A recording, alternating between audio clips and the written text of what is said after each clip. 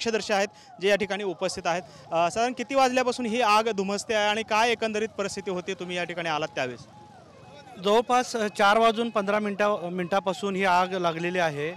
प्रथम स्वरूपी त्या ठिकाणी कंपनीच्या आतमध्ये जे वर्कर होते त्या वर्करांना बाहेर काढण्यामध्ये आम्हा नागरिकांना इथल्या जवळपास यश आलेलं आहे।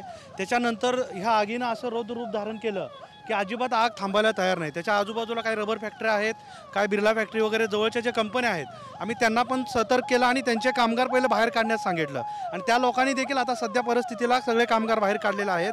परंतु परिस्थिती अशी आहे की ही जी आग आहे हे वाढतच चाललेली आहे। मला वाटत नाही 4-5 तास तरी ही आग विझेल, कारण तो केमिकल कंपनी आहे, फार मोठी इंडस्ट्री आहे।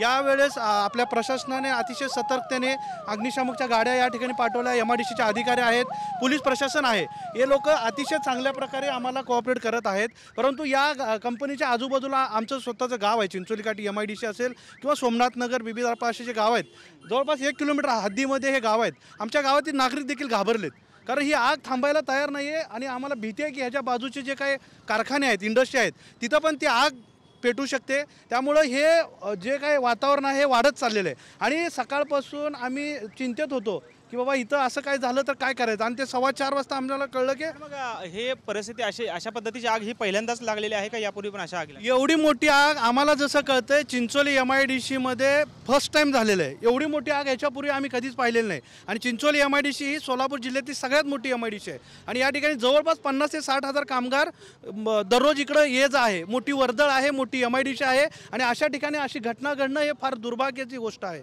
आजूबाजूचे लोक देखील घाबरले आहेत आणि या ठिकाणी प्रशासन आम्हाला सहकार्य करून त्या आगीवर नियंत्रण आणण्याचा पुरेपूर प्रयत्न करत आहे। या ठिकाणी